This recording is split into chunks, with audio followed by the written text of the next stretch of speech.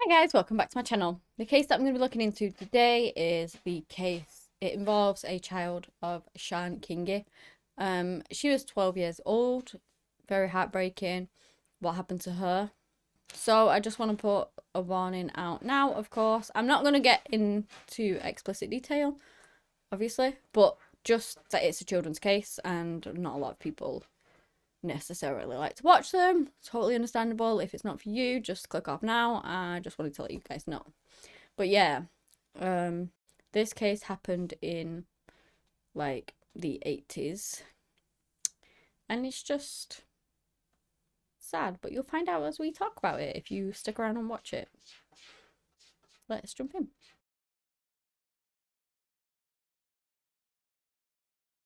Sian Kingi was born on the 16th of December in 1974 to mother Linda and father Barry.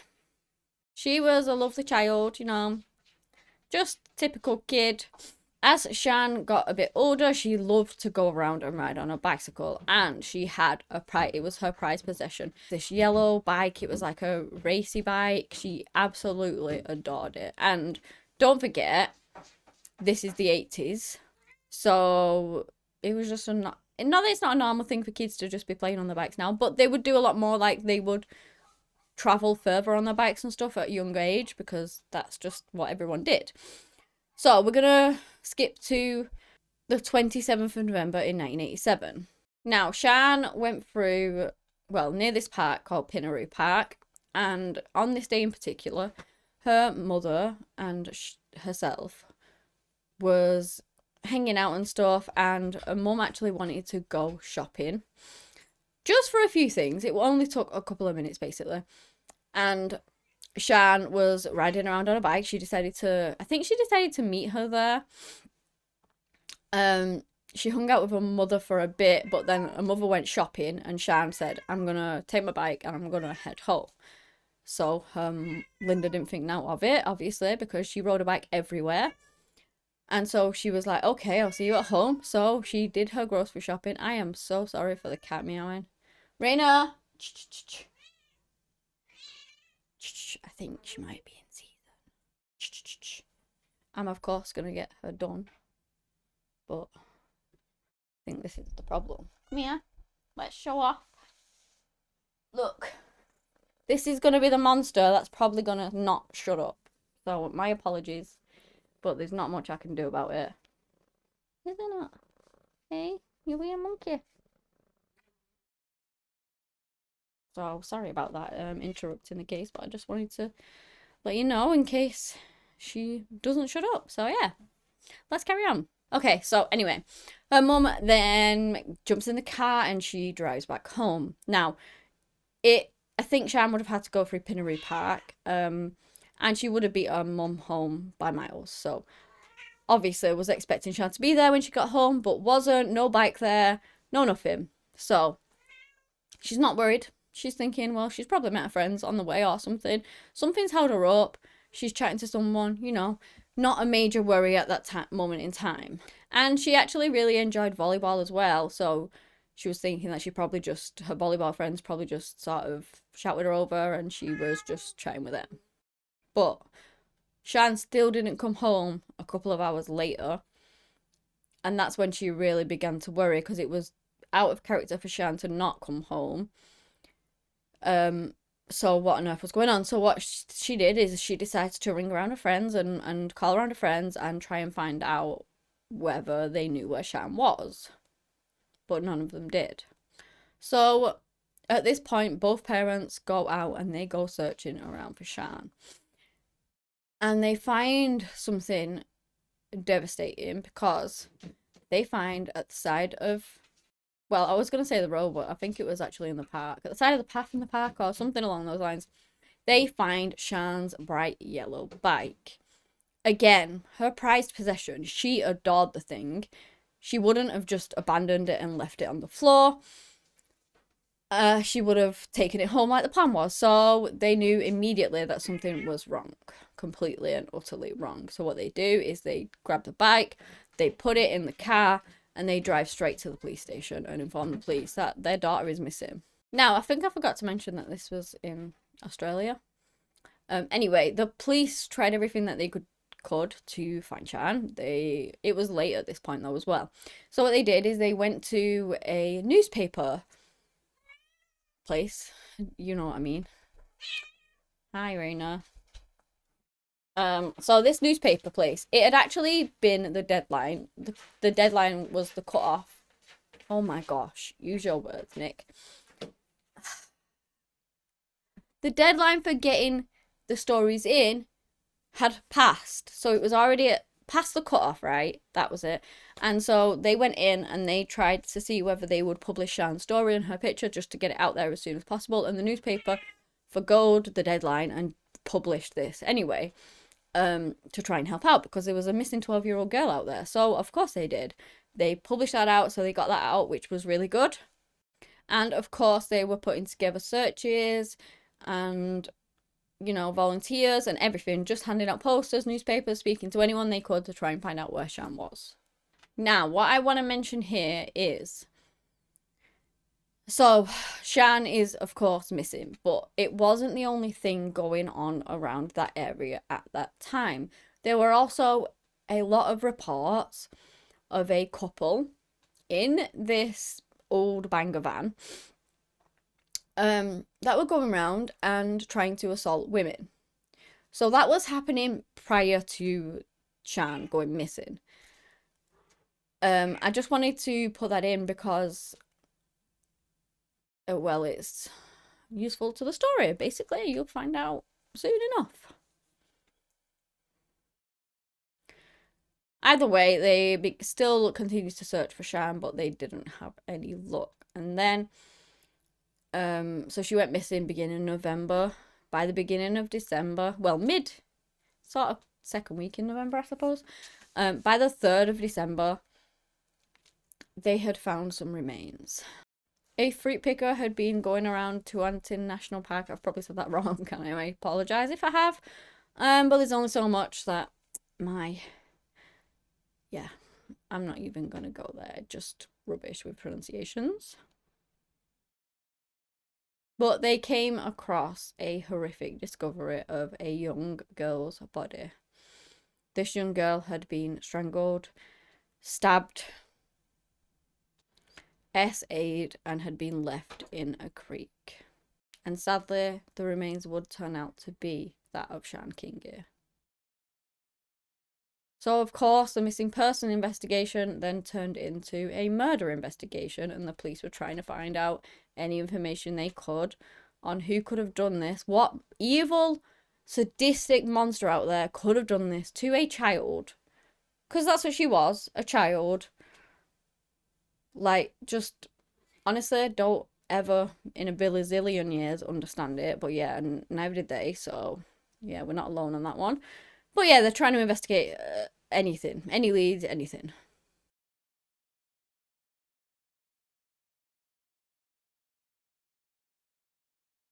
This is where the white van comes in, because tips were coming into the police and a lot of tips were going on about this van.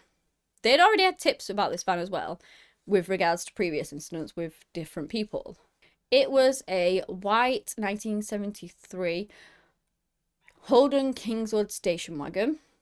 It had interstate registration plates and it had been seen in the general area. So it was suspicious anyway.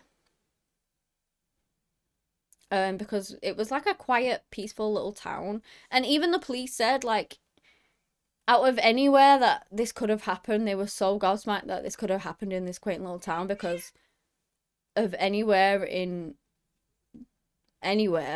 they would have thought that this town for children would have been safe.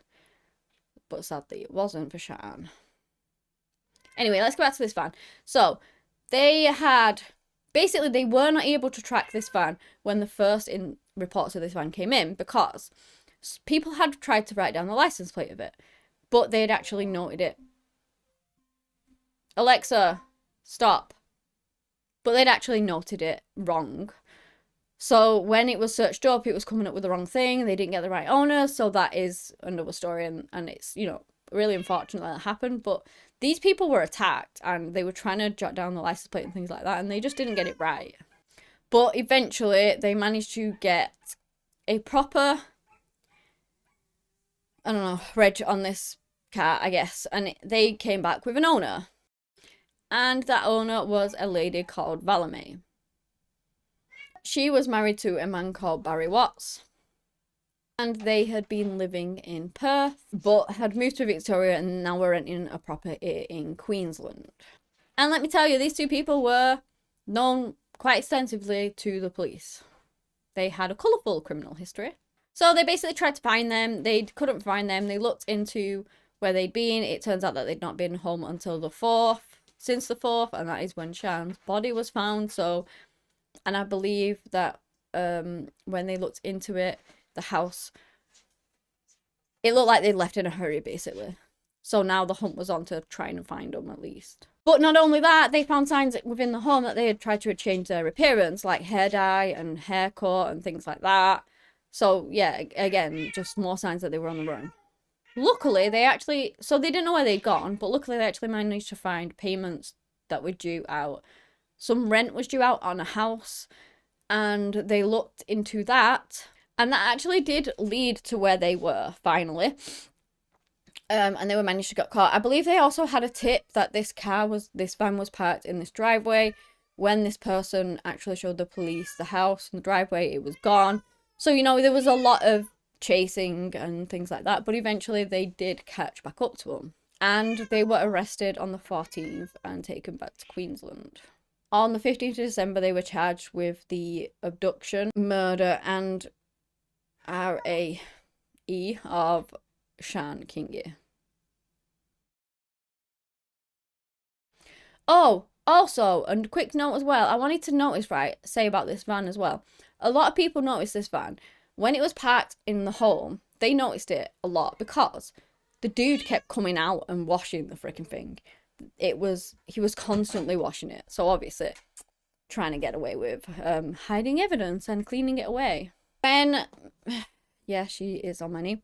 When they questioned the pair, Valame, well, originally she was stoic. She didn't want to say anything, you know. They didn't admit to anything, and her fella didn't admit to nothing at all. He didn't do nothing wrong. But eventually, after lots of hours and the cracks started coming through, Valame did eventually end up speaking, and she spoke for like 7 hours and just told everything. Well, may not be everything, but everything she was willing to tell, I suppose. She told the story that Barry was not satisfied with Valame. She was older than him, and she was worried that she wouldn't be able to keep him. He had fantasies of abduction, younger ladies, all that disgusting stuff. She wanted to keep him, so she had to help him in this. Yeah. They had tried doing this several times in Ipswich, which was all the reports and things like that. And then they finally came across Sian. The story that they used to get Sian, awful, right? He's looking, they're trying to find someone, he's getting panicky, she's going, don't worry, we'll find someone eventually. They see Sian riding down on a bike. She tells him to duck and hide, get out of sight. She approaches Sian, looks all distressed and worried and upset, and says she's lost her dog. It's a poodle, I believe, with a little bow, I think she said. And it ran off this away into these bushes or whatever. So Sian, being the lovely animal-loving person that she was, she wanted to help. So she gets off of her bike and she starts going over to have a look around to see if she can see this poor, distraught lady's dog that ran away. Well, then obviously he comes out and he manages to bundle her into the car. He ties her up and restrains her so she can't fight and she can't get out, and then off they drive. And this is where Barry did what he did to her and murdered Sian and just left her there and then ran away and went on the run. Barry would plead guilty to, not guilty to all of it, sorry. Valame would plead guilty, I think, to abduction and the other one, but not guilty to murder. Valame were found guilty of all charges and Barry was too. And they both got sort of life sentences. I believe Valame eventually died of heart disease. She had a heart attack or something along those lines and she died. Barry pretty sure he's still with us and he tried marrying someone else or something. I don't really know. I don't really care. He's in jail and that's where he belongs. I think he tried to do like a parole thing, but it didn't work out. But yeah, they also had these secret tapes of them talking to each other. And Valame actually said to Barry, like, you know, I didn't tell them everything that I did. So it is sort of believed that maybe Valame had something more to do with Sian as well. He, later on, they both got loads of abuse in prison, which, good, don't care. Because of what they did. Child, people do not like people doing horrible things to children, and so they do horrible things to them. I'm not gonna feel ashamed at, you know, liking the thought of that, I suppose. Not liking, but you know what I mean. And one time Barry was caught crying, and he were basically saying that he got done for the murder, and it wasn't even him, it was Valame. And basically they both blamed each other. So who actually knows what happened fully? Was it him that killed her? Was it her that killed her? Does it really matter? Probably not, you know. Will we ever know? Definitely not. Balame's no longer here, and Barry says that she did it, so there you go. But yeah, that is the end of this devastating case. Sian was a young little girl who just wanted to ride a bike home. She didn't get that chance. She didn't get that chance to grow up and have a family of her own, and it is heartbreaking. And my hat goes out to all the family, obviously. But yeah, that is the end of the case. If you've enjoyed the video, give it a thumbs up. Subscribe to the channel for similar content. Anyway, that's all I have today on the case of Sian Kingi. Thank you so much for watching. And until next time, bye.